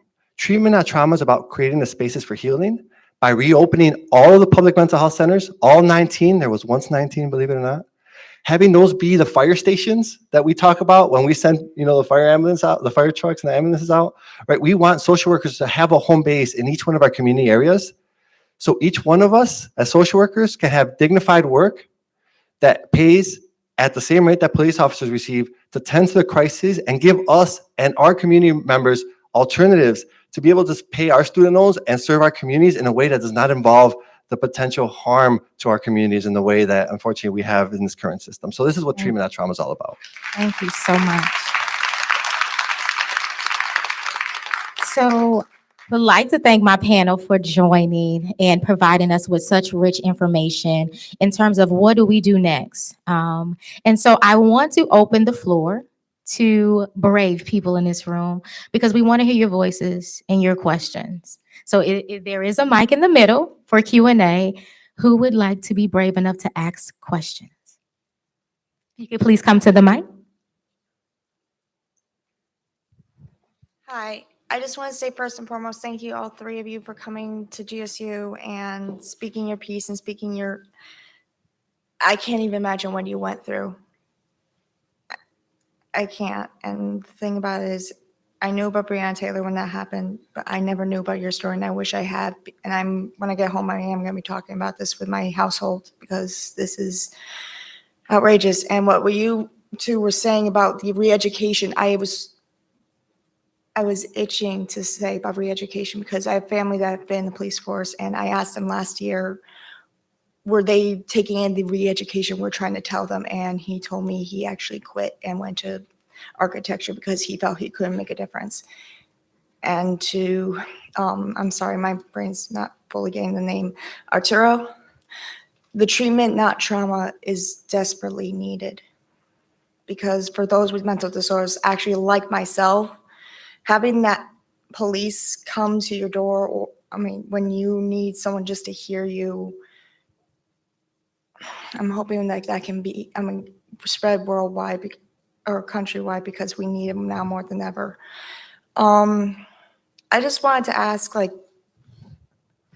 did you ever, when you guys were growing up, did you ever see yourself in this place of advocacy, in this way, making this movement? I'm just curious, did you ever see yourself in this position today? I didn't, but my mother did. I never did. I was going to school pre-med. I wanted to be a cardiothoracic surgeon. Dang. And I took a psychology class and a social work class, and the rest is history. I'm a better social worker. Absolutely. I just cut up in a different way. Growing up, I would say no. I saw myself as a helper because that's just what I saw around me. So social work came natural in that aspect. Me being in this space that I'm in right now, I tell people all the time, the city of Chicago made me an activist because I never saw myself in this space before that. I felt like I had a pretty cool life before all of this happened, and low key and not in the public. And I went to work and I did what I did as a social worker and came home and enjoyed my nice, quiet life. And so now here I am across the country. Everybody knows my name. And I don't know if that's a good thing, but it is. So no, I never envisioned that I would be in this space, but here I am.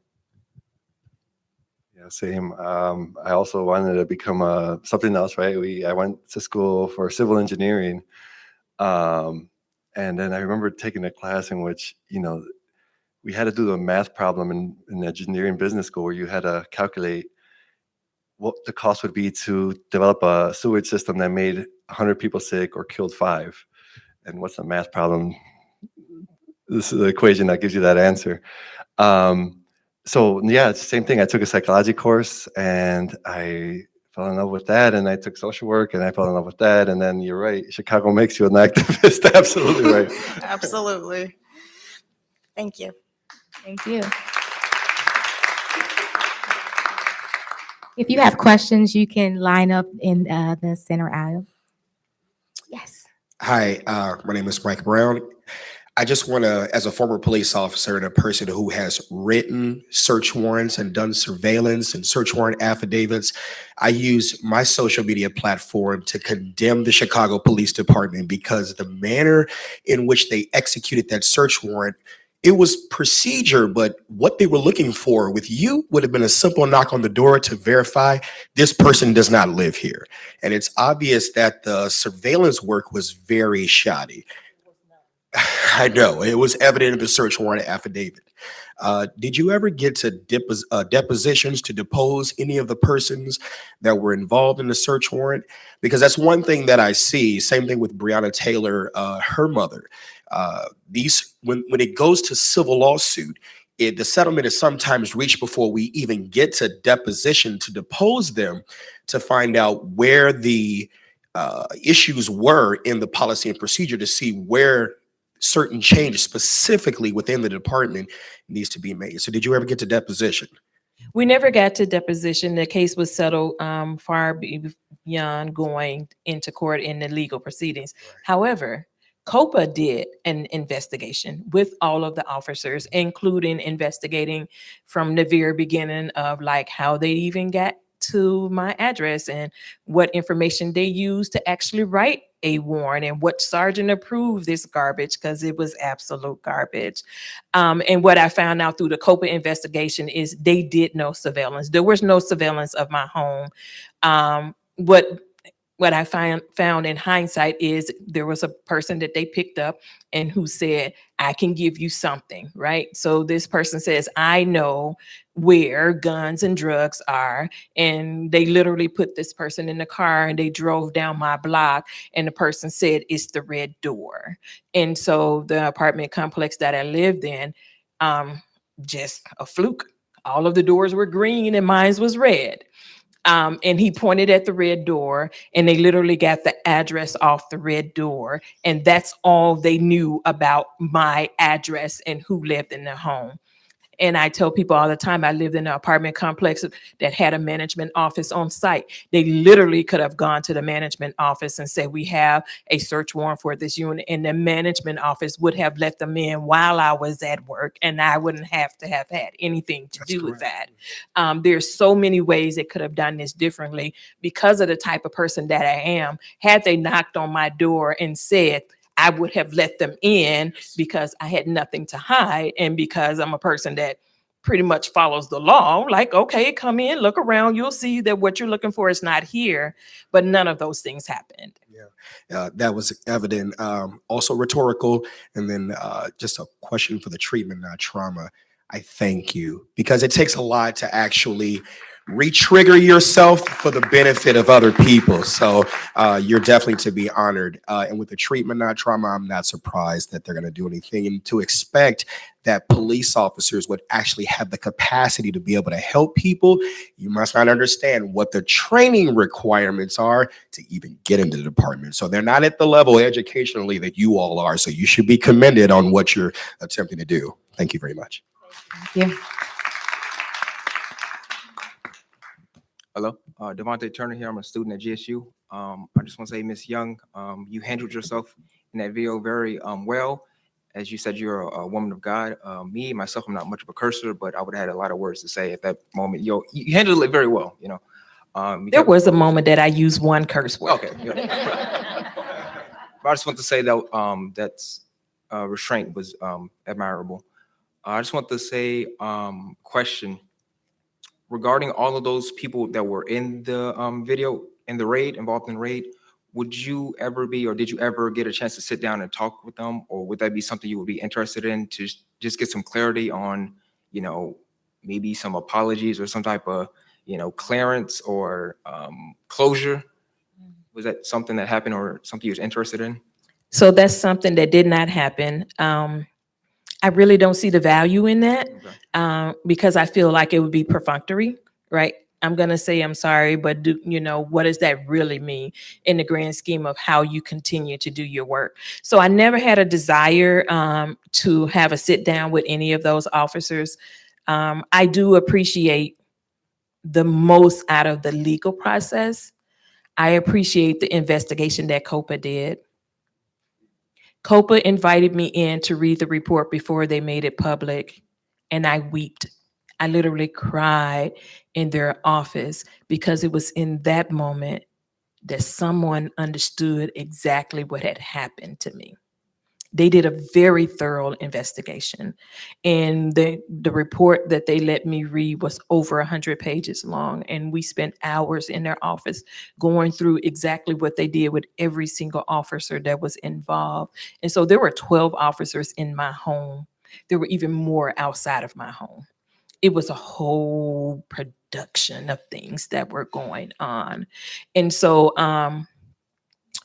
my healing will not come from anything that they do or say. I know that. And I've never had a desire to have a sit down with any of them. I had a sit down with the mayor, and that's a whole nother story for another time, because she's not our mayor anymore. And we should clap about that. But my healing comes from my faith in my work that I do in therapy. There's nothing that those officers could ever say to me that will give me any type of peace or gratification. It would probably anger me if they did, because I know that it would be very perfunctory. Thank you. Thank you.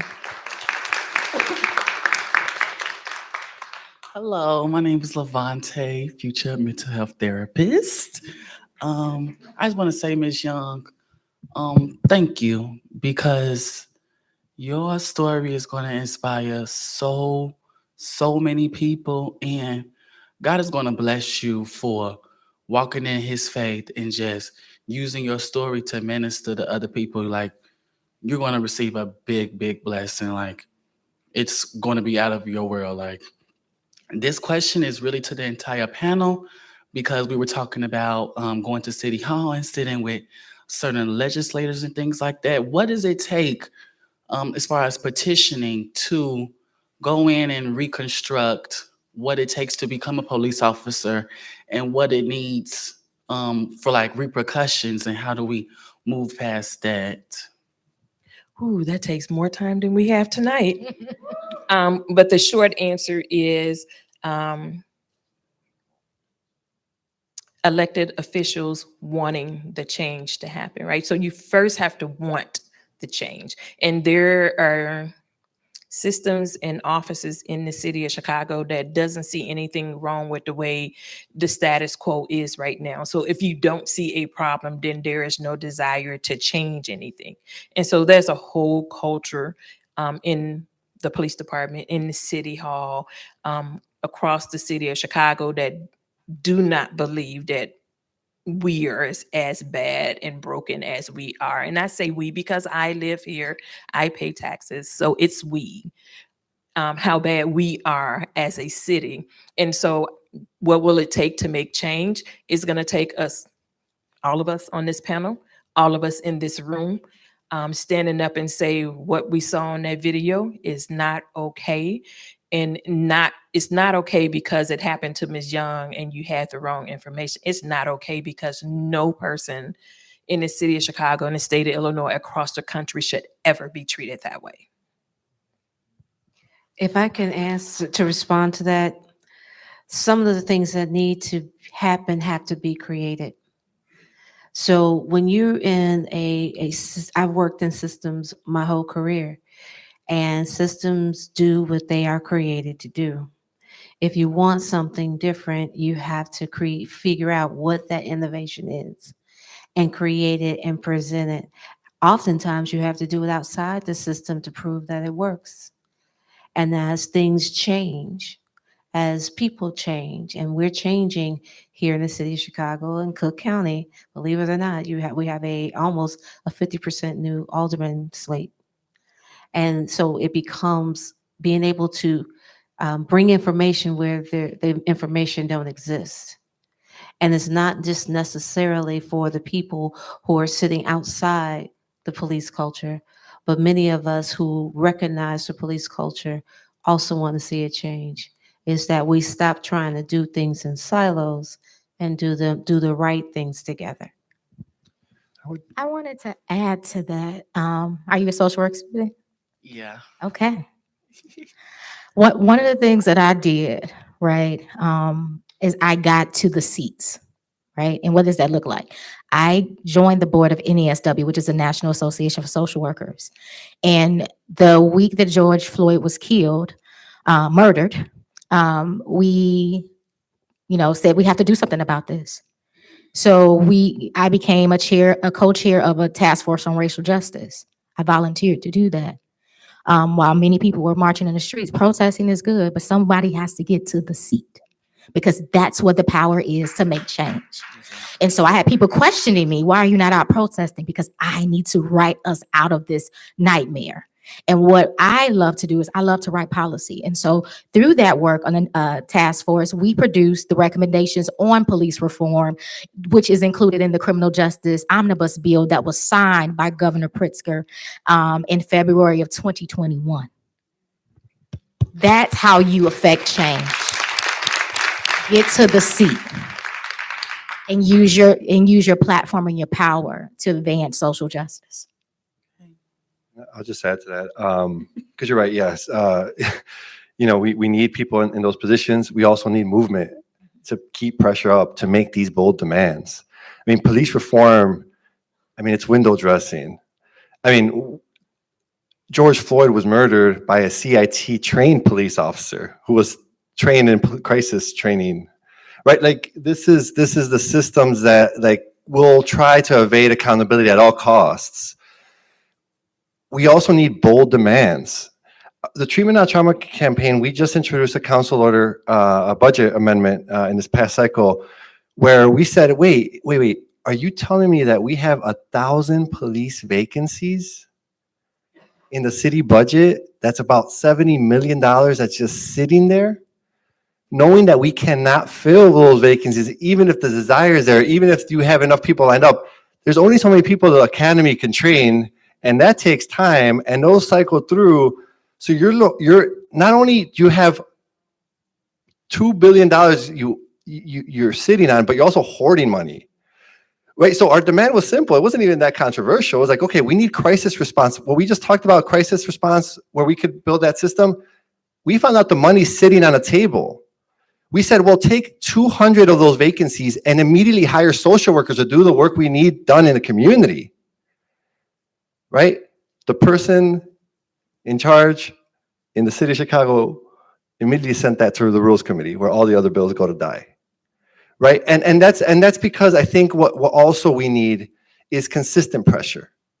We need movement to keep building those demands, to sustain those demands, so we can keep holding those people accountable, because they always wait for the wave to die down so things can go back to normal, right? And so this is what we need to do. We need voices, young people, to keep pressuring. That's also super important.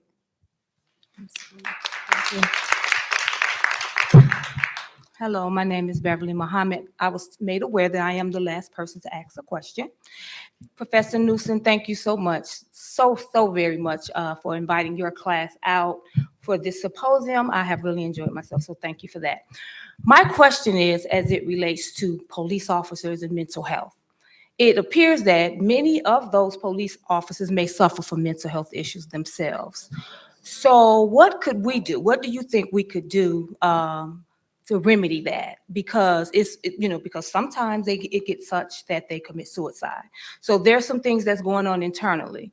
So what do you think that we could do to buffer that, so that when they become traumatized, when they go out into these neighborhoods and kicking down doors and shooting, maybe it's something that they experienced when they were younger from their parents, just what they had in their own lives. So what do you think that we could do to help those police officers that may suffer from mental health issues themselves? Thank you. I wish I could give you a simple answer, but I don't have one. The first thing that I would want to be done for me is that my humanity be lifted. I think what happens when we face corporate and public tragedy, that it is helpful and easier for us to vilify folks than it is to help them. And that's in any profession. So I would, as a police officer, if I was in crisis, I would hope somebody would see my humanity and then connect to me as a human and help me see what it is that I need to see, just like any other profession. And next to law enforcement are those in the medical profession, those who are in education, and then those who are in social work. Because there's a repeat of trauma that most folks just don't understand. So I would say first start there. The culture has to change, because when you've been told that you're the hero, you cannot afford not to be. So therefore you hold it and it comes out other ways. So start with looking at that person through the lens of humanity.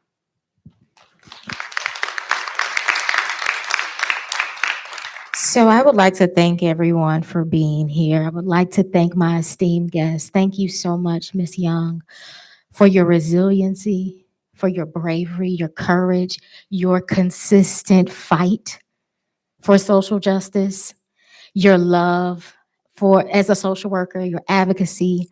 And we would like to take this moment to honor you, as well as our social workers that are here. We have a special honor that we would like to present to you. In honor of Social Work Month and Women's History Month, we esteem you and thank you for your bravery, your kindness, for your continuous fight. We celebrate you, we see you, and we honor you. We honor you.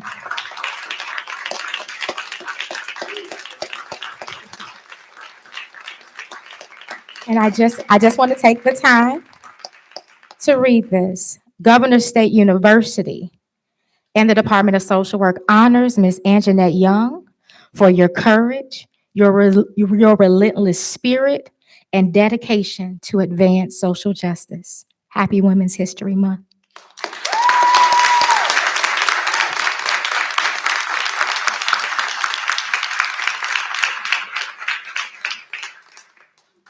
And as this is Social Work History Month, we would like to thank the Social Work Department at Governor State University would like to thank Dr. Arturo Carrillo. Thank you. I called him before. I was like, I gotta get this right.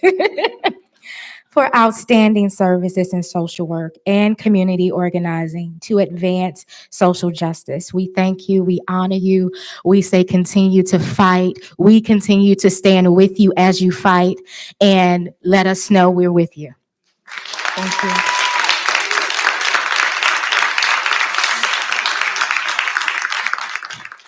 And the social work department would also like to acknowledge and recognize the great work of Vanessa Westley for outstanding leadership in restorative justice and for 3 decades of service to protecting our communities. We honor you. We thank you. We thank you for your heart. We thank you for your willingness to see the need for change and to become a change agent and a healer for our communities. Thank you.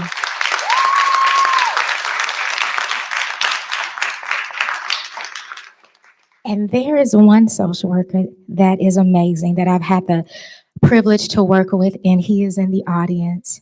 Will Mr. Britt Holberg please stand?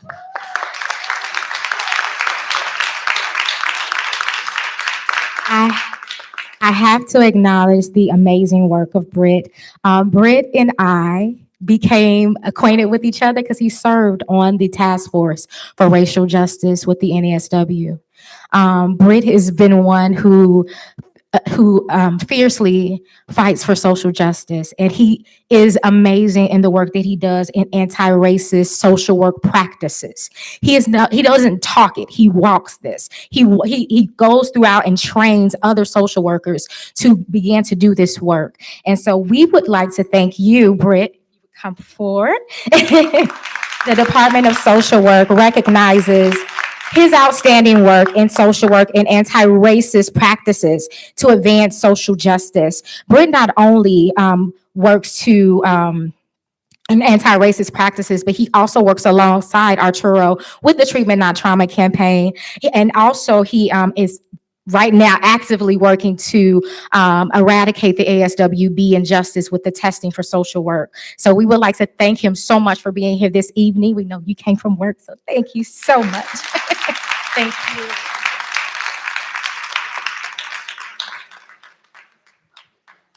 And so this concludes our evening, but I will be remiss if I did not thank many people in this room. It takes a team to make this happen. And the team here at GSU is amazing. I would like to thank Dr. Cheryl Green for her leadership and her vision. President Dr.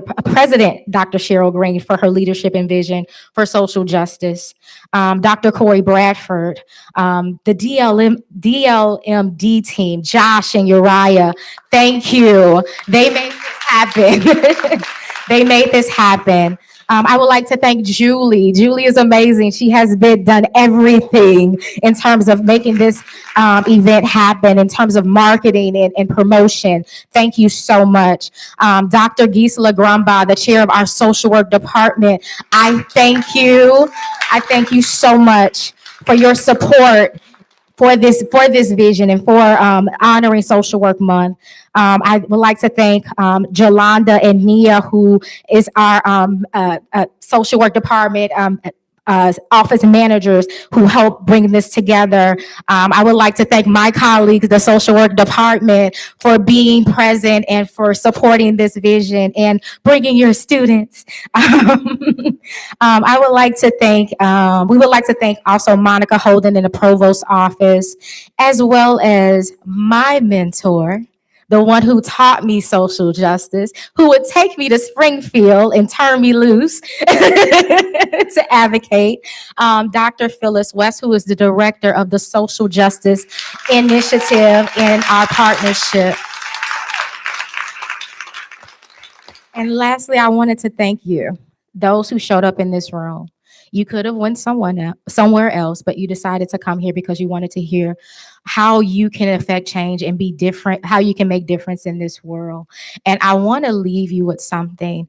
It is a quote by Margaret Mead, and I quote, "Never think that a few thoughtful, intentional individuals can affect change. In fact, that's the only thing that ever has been able to make change." And I'm paraphrasing, but you have the power to make change. I said as a student, like Dr. West said, I was a student. And I began to advocate. During that time, we saw everything we went to Springfield, we saw happen. We saw change happen before our very eyes. Many people are benefiting from the graduated minimum wage increase. We did that as a student, 2014, as a student. So you are able to affect change and see lasting change happen in this world. You have a responsibility. If you take anything away from this symposium, I want you to understand your responsibility and the power that you have. Now that you know and you've been informed, what will you do about what you've been informed? How will you go make the world different because you're in it? It's your responsibility. And so thank you so much for coming. We appreciate you. And we look forward to Advocacy Day. So now that we would like to see the numbers go up of the hands that went up, because we definitely want this, as I said earlier, the marathon continues. Both of these ordinances need to be passed, and we have a responsibility to see that happen. So thank you.